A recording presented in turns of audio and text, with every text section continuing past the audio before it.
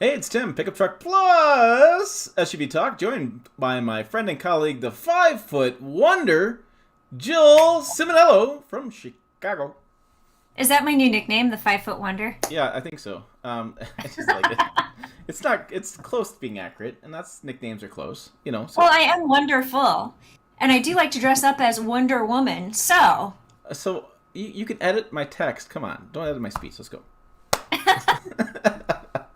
She's always editing my stuff. I was getting messages from Jill. So, hey, welcome everybody to the live stream. A little bit earlier today, we had a little bit of a scheduling issue, so we're just going live earlier. But you guys tend to watch this or listen to this on the podcast afterwards, so thank you for that. If you're not here, check it out and leave some comments. I do read all the comments. I yes, he may does. not respond all the comments, and I may need to walk away at times when I'm reading some of your comments, but I do read them all. So that's what's going on with that. It's kind of a windy day in Nebraska. Is it windy in the city of Chicago today? It was raining earlier. My windows are closed behind me, but it was like kind of a drizzly, icky Yeah. day. I think, let's see, the Apple Watch says that it is now going to be partly cloudy. So the sun is kind of coming out, but the temperature is going down. So, Okay. Well, no wind. FYI, it's supposed to be 72 here on Monday. I will be out of the office for the afternoon, so keep that in mind. Yeah. Out of the office. Very important stuff. Yeah, it'll be my other Like office. coffee, maybe? So I wanted to touch on something real fast before we get stuff. I do not have any new update on my 2022 Toyota Tundra that we ordered. It's apparently getting built this week, and then from there, who knows? I'm gonna fly down and get it, and hopefully I'll be joined by the 5 foot wonder down there, and we can road trip back, and she will help me drive because it's a long way through Oklahoma. And This means you get to Kansas. listen to my music. I think I'm gonna retract my statement there. Uh, Oh, come yeah, on. Hans and I have the same musical taste. You're used to it. we will argue about the radio and argue about the heating and cooling. We'll have a lot of stuff going on. Kevin's here from Florida. Ram Rider's here from Winnipeg. Snow in Winnipeg. Yeah, it's winter is coming. Unfortunately, we've already had snow on the ground. And yeah. Oh well. I'm actually in my head making my list of it over here. I have changed the oil on my snowblower is on my list. So I'm like, I'm gonna need it. All right, that's enough babbling, and I'm gonna babble all day. We want to get these topics. I wrote a story up on pickuptrucktalk.com talking about what is wait, what is, how do you say Wait, don't tell me. Isn't that a show? It's actually a really good show. Four-wheel drive auto. I had to make sure I said it because I always say auto four-wheel drive, but I have a managing editor who doesn't like the way I say that. Well, we follow AP style and stuff like that, and capital W, capital D. That's all I'm saying. Yeah, yeah, yeah. All right, so I wrote it up for a couple reasons. First of all, I love auto four-wheel drive. Four-wheel drive auto. I'm working on that one. I love four-wheel drive auto. People, once you get a chance to use it, I find a lot of people just leave it on. So what it does is it works in a clutch system that's usually electronically connected outside the transfer case. And so if it senses wheel slippage, the accelerator acting weird, your steering acting weird, whatever, it trips the clutch, turns on four-wheel drive. So you have the four-wheel drive high, which basically you engage the front wheels and the rear wheels. You have traction going into place. So you're more confident. So if you're in a snowstorm, like my father-in-law was a couple years ago, and he rolled his Colorado truck because he wanted to drive in two-wheel drive in a snowstorm, this will stop you from doing that. It'll actually put it in four-wheel drive for you. This is fantastic. There's a lot of conversations about this, though, as far as should you use it all the time or should you selectively use it. There's conversations about wear and tear. If you can use it all the time, it can wear and tear in your system. And there's a slight decrease in fuel economy if you use it probably like half mile per gallon. I need to test that out one of these days. So I wrote that up because I think it's pretty important, and I think it's a great feature, and it's kind of like all-wheel drive for SUVs. It kind of just took over. Like, everybody wants this because it's a great feature, except for not everybody offers it.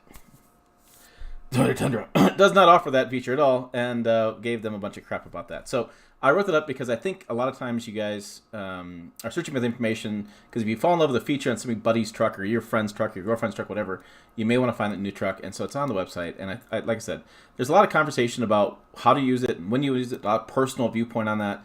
I checked out the owner's manual, and the owner's manual is interesting. I think Ford says normal driving conditions, Chevy's like normal driving conditions, use it whenever, and Ram's like, whatever, have fun. It's really kind of all over the board on that. So Yeah, I just want to put that out there to talk about that. The second thing I want to talk about is going to be GM's Oshawa plant reopening. And I'm going to hand this over to Jill because I know you edited the story on this one. But so Oshawa, the long story short, was going to be closed down because of, I'm going to let Jill talk for a minute, was closed down because of some labor issues. GM's going to close it. And then They invested a lot of money and they reopened it, and now they are building the Sierra and Silverado there, right. and both HD and light duty trucks. So I have two things on this. First, I have I think it's a funny story I'm going to share. So you guys may not know this about the channel, but my dad worked for GM. He worked in the engineering side and the truck side, and he worked with top engineer stuff. Actually, some of the officers at General Motors now use work for my dad back in the day. It's kind of a weird thing. So I have this close-knit thing. I'm actually a GM brat. I was born in Janesville, lived out Columbia City near Fort Wayne, which is a big assembly plant. Lived in Michigan near Flushing, which is near Flint assembly plant. And my dad ended up working out down south to finish off his career. But one of the things he used to tell me was he used to do the launches for new trucks.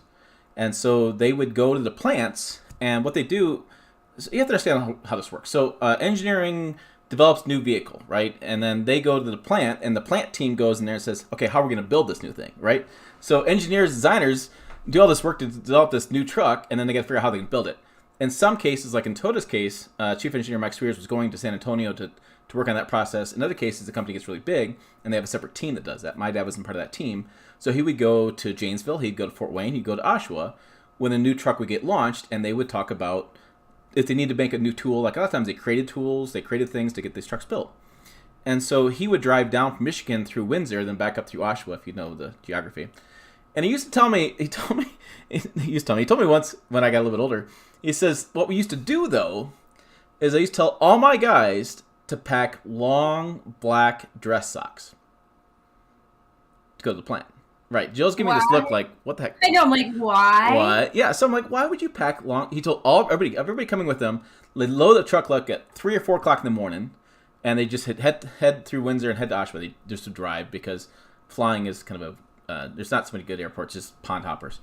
And long black dress socks. So I was like, why would you do that? He says, well, what we do is you get to Windsor, and see in Windsor, we'd stop and buy beer. Because Canadian beer is a little bit cheaper than U.S. beer, and we could get different flavors, stuff like that. But in Canada, the beer they'd buy wouldn't be cold because they had a long drive ahead of them, and they'd buy the warm beer. So what they would do is they'd take 2 or 3 cans and put it in the dress socks, tie the top of the dress sock tight for a knot, and they roll down the window a little bit, stick them outside the window, and roll out the window. And so they'd be driving to Oshawa with these beer cans and black dress socks outside the windows, and it would cool the beer down. By the time they got to Oshawa, the beer was nice and cold. But then you open it and it like explodes everywhere. No, it's fine. I'm like, come on. That is engineering at its finest. That is a tall tale. No, my dad told me that's what he used to do. And so, no, I mean, the GM trucks rode so smooth, right? He kept it nice and smooth and get it up there. No. Yeah. The wind alone is going to be like, meh, meh, meh, meh. Yeah, no. I'm telling you, that's a true story about Oshawa and what they used to do up there. So I think that's fantastic. The other thing that I find interesting, and this gets a little bit remember last week we talked about how the Maverick doesn't get the same hate that the Honda Ridgeline does, right? So the Honda Ridgeline gets a bunch of other stuff that's like, that's not a truck, and this is a unibody truck, whatever. But the Maverick didn't. What I find fascinating about Oshawa is Oshawa builds heavy-duty trucks and light-duty trucks the same they were built in Laos, Mexico. I think it's Laos. But you go online anywhere, and people hate vehicles being built in Mexico. But we're okay getting vehicles built in Canada.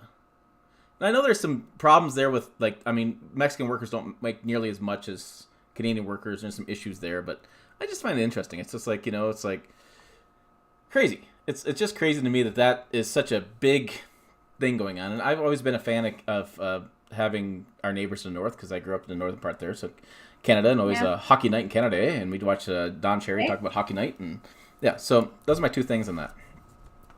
Sounds like Dave in Canada says, sounds like those guys should be fired. No, come on. That is like engineering back in the day. Now, that was, well before current day, right? You couldn't do that today.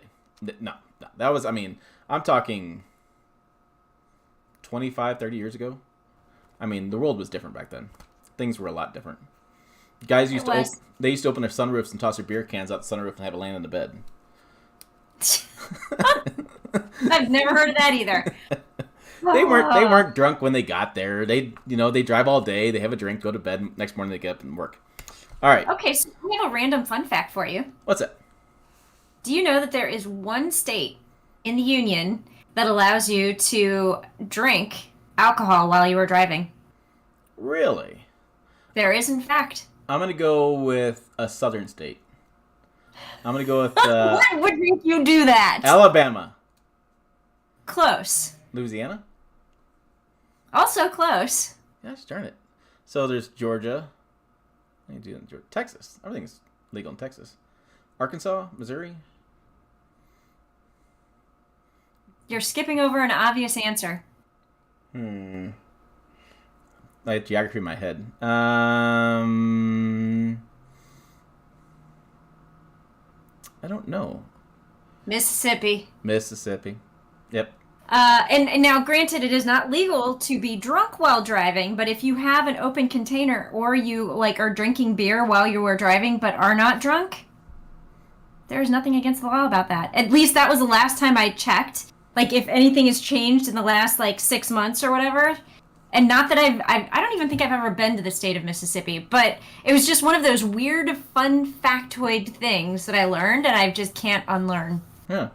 I've been to Mississippi. I've been part of the South there. I mean, what's interesting in Mississippi, there was... Jimmy got it immediately, by the way. There's parts of Mississippi that that as of I don't know, 15 years ago, they didn't have landlines. They just kind of skipped that phase and went straight to cell phones. And okay. Yeah, the same thing happened in India. India skipped. So there's natural progression with countries. We're getting off topic here, but natural progression of countries, right? So you build infrastructure, you build the pipes, you run sewer, you run water, kind of stuff. There's parts of India that have more cell phones than toilets, because the country revolutionized so quickly that's kind of what happened. All right, so you guys are discussing Canada. It's pretty interesting. Well, they're discussing, being able to. What is it? Dave in Canada said Washington D.C. Right. is yeah. where you can drink alcohol, but not actually a state though. No, Dave? No. It's still fighting for that one. All right, we have the last topic, which we're flying through these pretty fast today. We have to come up with some more fodder to talk about, which is not too hard with Jill and I. Oh, I want to give a shout out to Drive Chicago. Drive Chicago is a... You can explain it better than I have. What's going on with Drive Chicago? So it's a weekly radio show in Chicago on Saturdays, and they also have a website. So every review that I write for Tim also appears on the Drive Chicago website, and then I also send car reviews, if I'm writing about Toyota Supra or one of the actual cars that I get, not a truck or blah. I'll go to Drive Chicago, but it's a weekly radio show. Tim and I were on. We recorded this morning for this upcoming Saturday program, talking about what we have been doing on the website and the channel. Yeah. So good time with them. So I'll post a link on social media, and probably a little link on YouTube when it goes live, because good guys over there and had a good talk. So I'm gonna give them a shout out on this live stream. Dave is here. Dave had a half day today. It's tough. Dave's tough world. I interrupt probably his force of 5 playing. I think that's what he's doing, is in the office. The last item comes from Jimmy Dinsmore. Is here. Jimmy is a huge fan of Yellowstone, the TV show, and I am too. If I could figure out how to pay for damn Paramount and make it happen. we tried to watch it and we got cut off, and I don't know. I need to get back to that. But there was a teaser about a Ram truck in there, and it's interesting because the comments on social media were all about Ram trucks and how could you not be a Ram fan after watching Yellowstone? I totally butchered that completely, but lots of good stuff going there. So what, Jill? I know you edited a story about this, and I read through it as well. New Ram heavy duty, and I kind of ran out of space here, but new heavy duty trim level they're talking about. Well, so, okay, the idea is, this is pure speculation on Jimmy's part. So, again, Jimmy, thanks for being here, and thank you for the story idea, because it's been doing really well for us. But he's a huge fan of the show, and he's like, it would just be natural if they came up with a special edition, a Yellowstone edition, kind of harkening back to the show, because I guess Kevin Costner, who is the star of the show, I don't watch this, by the way, is always driving around in a Ram. Was it 2500? But yeah, he's always driving around in the Super Duty, heavy duty, whatever Heavy truck. duty. Yes, heavy duty. And but with the logo of the ranch on it. And so Jimmy wrote a story kind of positing, is this a look or kind of a glimpse at a new special edition for Ram? And then he went further and said, all right, if Ram is going to do this, what's it going to look like? So, really, again, I don't watch the show, but if I did, I would find it fascinating. Yeah, but I think it was a good speculation. Yeah, and then Jimmy's commenting here that they actually had referenced Ford's kind of King Ranch. They talked about a ranch in Texas. Yeah. They were all kind of quasi about how the audio was on that. But you look at the King Ranch in Texas, done really well for Ford. You look at the 1794 for Toyota Tundra, it's done fairly well, getting some recognition. Laramie Longhorn, that's definitely a Texas kind of thing. Everybody's got a Texas edition, so why not expand it out to Yellowstone? Yellowstone makes a lot of sense for the name of a truck. I mean, it's a beautiful country, and it's a beautiful area, and it harkens to that outdoor lifestyle and the rugged terrain, and so I could see it. I mean, if Toyota's going to come up with a capstone, which is still a kind of awkward name for me, if they're going to come up with a capstone, Yellowstone could be the next thing. So we could have capstone, Yellowstone, and then other stones. We're going down the stone road. You're right. And I don't know if I misheard you or not, but I thought you said Ram was coming up with the capstone and it's Toyota that's doing the capstone. Yeah, Toyota's doing the capstone. Yep, sorry. I don't know if I just heard that wrong or not, but just wanted to clarify. Okay. Capstone is not Ram. No, it's Toyota, and it's part of everybody's frustration with Toyota is that everything is being delayed information-wise for so long. So, like, once the hybrid gets announced, all the details get announced like in January, then we will finally know, hopefully, all the details. I don't know. It's just driving me crazy that Toyota is taking so long to get all the details out for the Tundra. So, yeah. I was happy to get my spec sheet this week. If you missed that video, 59,200, I think it was, 59.5, something like that, right? So the spec sheet for the new Tundra I'm buying is on there. I still have not gotten the photos of it because it's being built. I don't know. I haven't seen a limited edition Tundra in blue yet. It's always been red. So, yeah, I have no visual for you. They do have the blue. I've seen the platinum, I think, in blue. Yeah, I've seen that one, but I haven't seen a limited in blue, so I'm not sure how the grill is going to work with that. So, I don't know. I still have not seen the truck and waiting for that. So that should be first couple weeks of December, I think it is. Something like that. That's kind of the game plan. Apparently sometime this week. It's like no whammies, no whammies, no whammies. I know. So December 15th is my drop dead date. I don't have that. Going to go from there. Dave wants to know, does December get the stoned edition? Yes. Yes, they do, Dave. Ha ha ha. Here all week, try the veal. Try the veal. All right, so... Oh, you're Moab. Oh, yeah, so Jill was in Moab. Yeah, I'll talk about this, Jill. Dave brings a good point. You were in Moab recently. I was. So Jeep just launched the two-row version of the Grand Cherokee, and they had their drive program this week. So I can't talk about it yet in terms of driving impressions. But there was something really interesting that I learned about the Grand Cherokee that I can share because it's not a driving impression. So earlier this year, you had the Grand Cherokee L, which was the three-row edition, and it's just, it's smaller than the Grand Wagoneer and the Wagoneer that are also three-row Jeep editions. But it has a lot of the same luxury finishing touches. So the Grand Cherokee L came out first, then we saw the Wagoneer. And when the Wagoneer came out, it had a plethora of entertainment screens, including an in-dash screen in the front seat in front of the passenger. Well, the Grand Cherokee came out and it has that screen.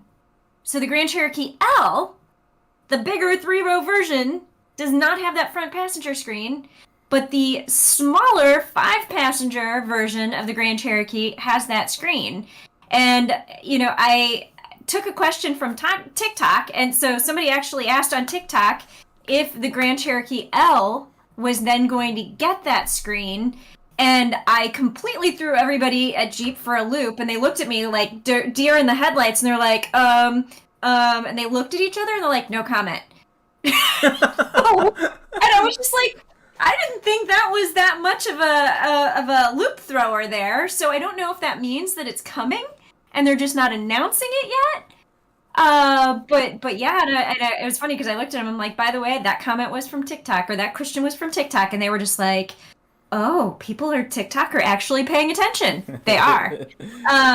But yeah, and so I don't know if there's news there or not, but stay tuned, because the Grand Cherokee has that passenger screen, but the Grand Cherokee L does not. And is there any difference between that front passenger seat, like the dash setup? I mean, it's not really. It's the same vehicle. The L is just longer, right? Yep. Yeah, and I mean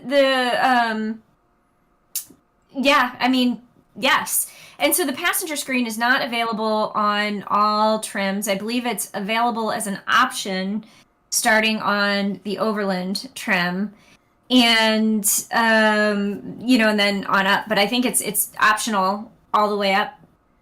I don't know that it ever comes standard. Yeah, I mean, I could see it being an option, because I'm not sure. I don't know. I mean, I had the Grand Wagoneer. I drove that, because the Wagoneer. I said the Grand Wagoneer in New York City, and I was by myself, so I didn't mess with that screen at all. But I don't know. What do you think? Is that screen? Is that the next frontier? Giving the passenger a screen like that, or do you think it's just more tech for no reason? I think it's interesting because one of the things that screen does is it allows the front passenger, to have some co-piloting control. So, say I want a cup of coffee and you're driving, rather than, reaching over here to get onto the center navigation screen, I have a screen right in front of me, and I can be like, oh, I would like coffee. So I can look up coffee on my screen. I can see where the coffee is, and then I can, select the coffee shop I want to go to. I prefer Caribou over Starbucks, maybe. I don't know. That's not true. I have the Starbucks app, not the Caribou app. But I can program in where I want to go to, so hint, hint, Starbucks. Hook a sister up. But I send it there, and then the driver can choose to accept it, and then it will then go through the navigation screen to navigate the vehicle to the Starbucks or Caribou or wherever it is I decide that we should go. Really, so you have co-pilot functions. Yeah, it's about you having more control. You want more control. Yeah, or just helping the driver out, because, and here's the funny thing you can also do from that screen is you can tap the cameras. So, like, if you were driving and we're pulling into a parking spot and I didn't think you had enough room, I could tap the screen on my screen without you even being able to see it. And I'd be like, you're too close over here. You're too close on this front end over here. My screen says so. I see this being a little bit of a family problem. Front seat driver, back seat driver, in the front seat problem. This is not control I would want to give to my mother. Love you, Mom.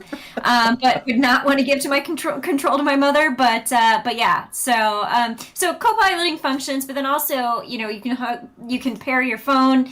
You can do Netflix streaming through that. You can do HDMI plugins, and if you get the up-level entertainment package, you basically have 3 entertainment screens in the vehicle. So one behind each the passenger, and then the driver's seat, and then the screen in front of the passenger.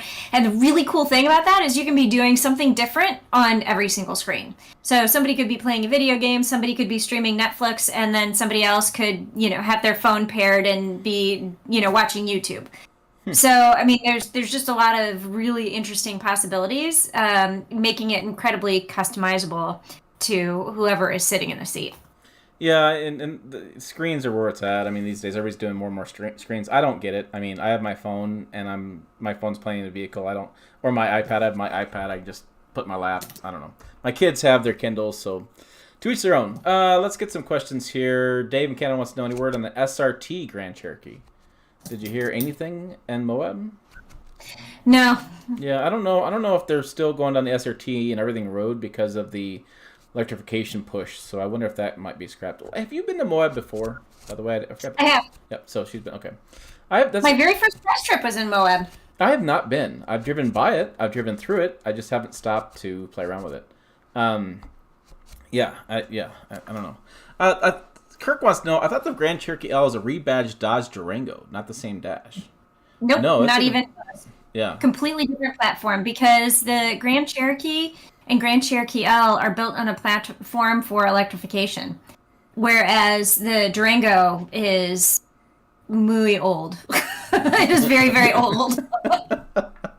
Let's see. Are either one of us going on to cover the LA Auto Show next week?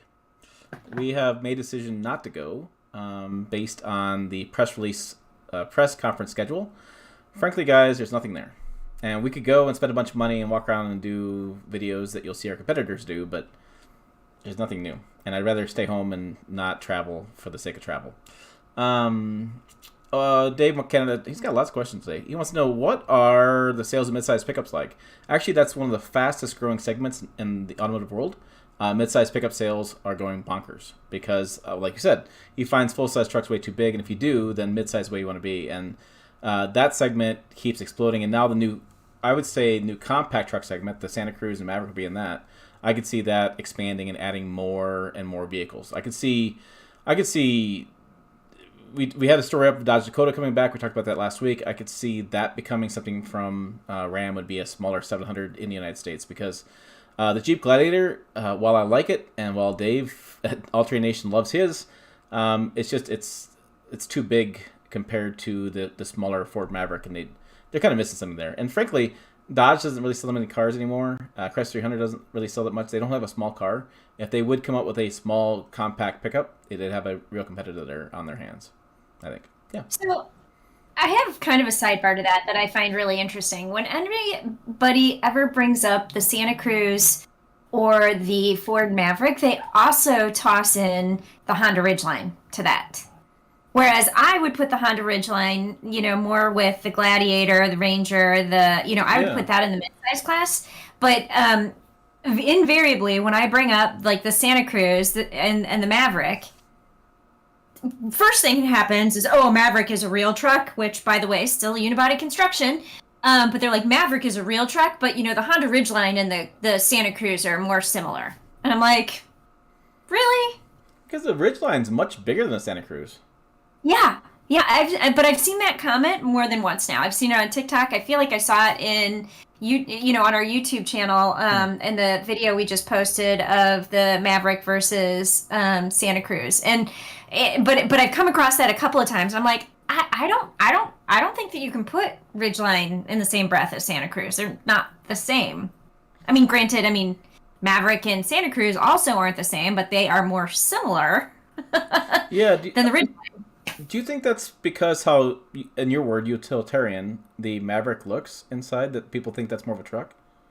It could be, but I find that fascinating that they think the Maverick is more of a truck than the Ridgeline. Yeah, that stuff comes up every once in a while. Like, I'll get somebody who says, my neighbor's shopping for a new vehicle, and she keeps asking me questions, which is fine. I'm happy to answer them. But she was cross-shopping, like, a GMC Hummer with like a Lexus RX 350. and I'm just like, which one is not like the other? Right, and so if people understand the genesis of this channel or whatever it started was one of the things that kind of spurred it on was I was in Hawaii with Toyota doing the Tacoma launch, and we're at the bar on the last day. I'm gonna have a beer. I'm gonna fly out, and this guy sits next to me and talks to me a little bit about what he's doing with his truck. And it turns out like I did a 35-minute diatribe, what do you say that word, on trucks, and that's pretty easy for me. But I did, and the bar staff was listening to me. It got done. People were like almost clapping. It was kind of crazy. But this guy traded in his Toyota Tacoma for a Ram 1-ton with a Cummins because it was faster off the line.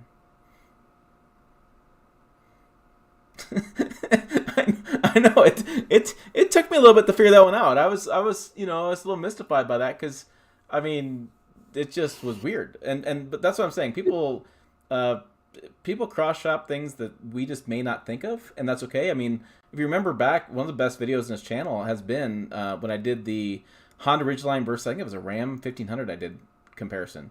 And it was, frankly, I had both trucks at the same time. It just happened to work out that week. I had two trucks out there.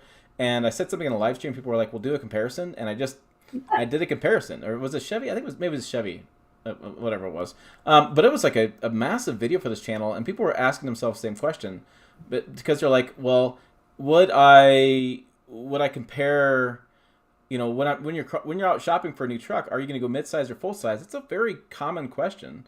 And seeing those two vehicles together to really understand the size differences, well, it makes difference. I mean, it makes people like, okay, wait a minute, this makes sense. Yeah. So Dave's trying to get me triggered. Oh, I thought you were laughing at John McCarger's comment. Yeah, keep in mind, not all people are bright. No, Dave wants that. He says, I hate this 0-60 BS with trucks and SUVs. I hate it too. Last thing I want to do is drive 0-60 in a full-size truck because all my stuff goes flying in the bed. I mean, you do it occasionally for fun, showing off, whatever, but, I mean, I have zero interest. And then the electric trucks that do this, I'm just like, why? You're going to just sacrifice range. People live in Chicago and need to go from 0 to 60 pretty fast. I understand that, but you're still sacrificing range. You're still using more battery power. And, so this is the thing. This came out this week. Was the Ford F-150 Lightning. There was a press release from Ford. I think we ran it like on Tuesday or something like that. And they had like 160,000 reservations. I think that was the number. Mm-hmm. And 80,000 of those, or like basically half, had never owned an EV before. And I think it was 60,000 or so had never had a full-size truck or never had shopped for a truck before. Are those backwards? Is it EV first and trucks first? Yeah, I mean, I feel like it was something like 80% had never owned an EV before, or something like that. It was a big number. Yeah, and like half of that had never had a truck before. And I remember Roman at TFL was talking about this as well. We were talking the same thing on this deal was, if you have not been in a full-size truck in a while, be prepared because it's a big vehicle. It's not like it's a 62 where it's a small little compact truck. Full-size trucks are big. They're mm-hmm. big vehicles, and I'm just a little mystified by people like in L.A. buying a full-size Lightning downtown Chicago. I mean, you can do it. People do it all the time. I'm not arguing that, but me, I'm like, do I have the Maverick instead? I mean, that's much better size for the city. I think it was like California, Texas makes a little bit of sense, and because there's room to park and stuff in Texas, but then California and I thought it was East Coast, maybe New York or something like this was the last on that list. But yeah, I just was surprised in that. I think a lot of people are going to be surprised that are sucked into the idea of it's cool, it's different, it's unique. I love electric stuff, electric power, and that other stuff. But then they don't realize really what they're getting into. Like the Cybertruck. Cybertruck's a 3/4 ton pickup. It's bigger than F-150, and it's like 8,000 pounds gross vehicle weight rating. It's huge and it's heavy. Like, that's what it is. Yeah, it's going to be, like, more Hummer-sized than F-50 sized. Yeah. And so, I mean, these are big vehicles. And so I kind of wonder about some of that stuff. Like, I wonder how many people are going to get these and go have buyer's remorse because they're going to realize in day-to-day usage, it's like, wow, this is big. Alan says, how do they know? I'm a Lightning reservation holder, and they didn't ask me. They surveyed a bunch of people. Alan, I don't know how you didn't get in that survey, but yeah. That came out. It was a press release came out on Tuesday, and there are people that understand it's a full size truck. There are people that understand what they're getting into. No problem with that. I just find that number being like, wow. It just seems like there's a lot of people out there that maybe I would encourage anybody looking for the Lightning or the Rivian, not the Cybertruck, to go test drive a full size truck because. Get an idea what that size is. And it may be for you. It may absolutely be for you. They may have a grand slam home run on their hits here. I find it kind of interesting that that's what that number came up to be. Well, and I mean, kind of along those lines. So yesterday it was, I live in the city. I live in the neighborhoods. I'm not downtown with the tall buildings, but I have a city zip code. I live in the neighborhoods. So there's a lot of alleys behind us and a lot of narrow one-way streets. And so I pull out of my alley, and I can either go right or left. But if I go to the right, it's one way that way, and then if I go to the left, I can go one way that way. So I usually go to the left so I can get out onto the main road. And I'm pulling down, onto that T portion, and there is a Hummer H2, like backing into the alley because he couldn't fit down the street with another car coming, and there was like another couple cars coming. And so he was like backing into the alley so that a car could pass and then he could go. And I was just like, okay, dude, there's not another alley for another block. You better hope that nobody else is coming, because the street to the left is a two-way street, but I can, take it to go to the main road. And but it's one of those really narrow two-way streets that two cars can fit down. But if you have a truck and a car, like, that's tough. And I remember driving down that street in the TRX, and I was just like, I'd like look down the street before I would turn, and then I'd be like, all right, I'm going for it. And and there were speed bumps and everything, but I'm like, I'm going 25 down the street because that's the speed limit, and I don't care about the speed bumps because I got to get down here. Thankfully, It's high enough. It's built for that. But yeah, because you just have to get through there before another car comes, or else you're playing chicken.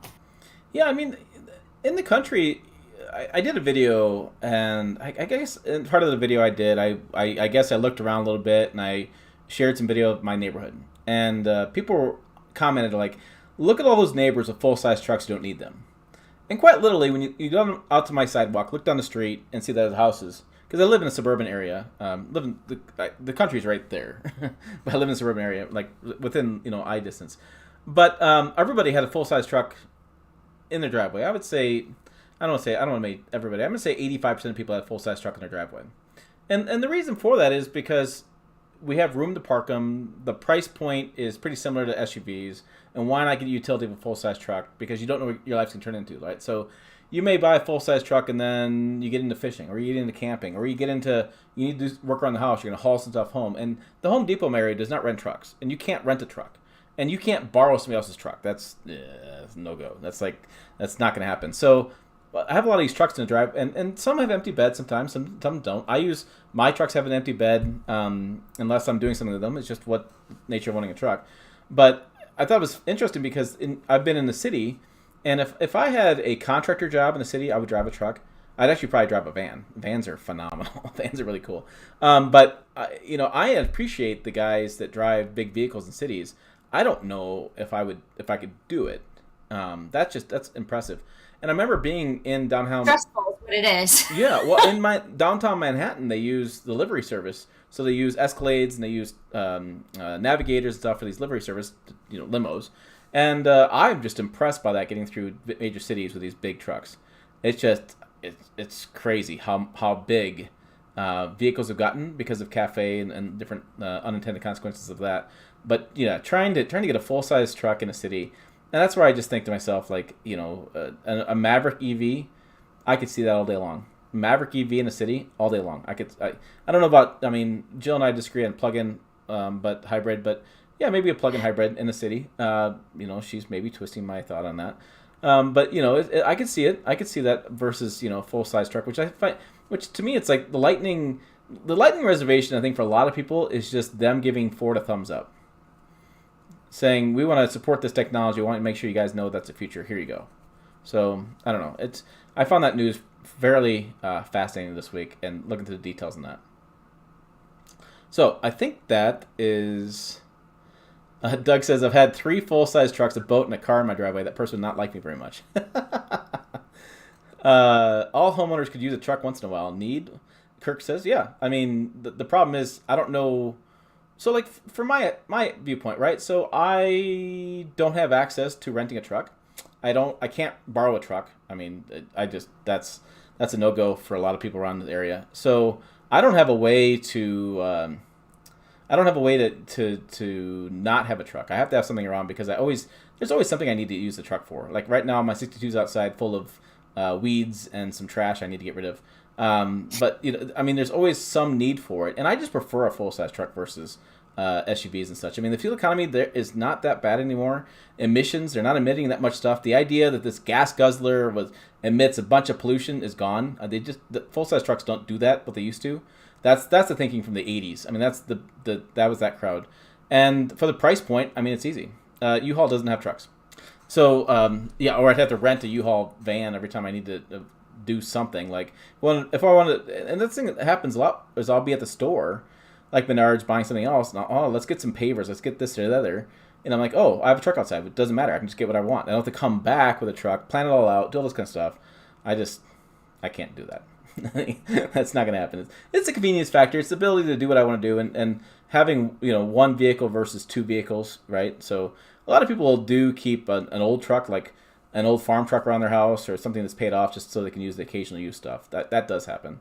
So yeah, it's an interesting discussion, and like I said, I think in certain areas I could see people not wanting to do that. I could see not wanting multiple vehicles, but I don't know. To me, if you're gonna get one vehicle, you can get like the Power Boost hybrid was 24 miles per gallon if I drove around city.